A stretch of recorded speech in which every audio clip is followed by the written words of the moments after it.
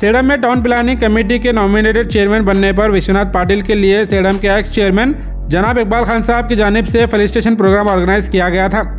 इस मौके पर इकबाल खान साहब ने विश्वनाथ पाटिल को दिल से मुबारकबाद पेश की और उनसे सेडम के ओवरऑल डेवलपमेंट पर खास तवज्जो देने की गुजारिश की है। इस प्रोग्राम के दौरान विश्वनाथ पाटिल की जिम्मेदारियों पर भरोसा जाहिर करते हुए कहा गया कि उनके तजुर्बे और लीडरशिप से टाउन प्लानिंग कमेटी के जरिए शहर की तरक्की को नई रफ्तार मिलेगी।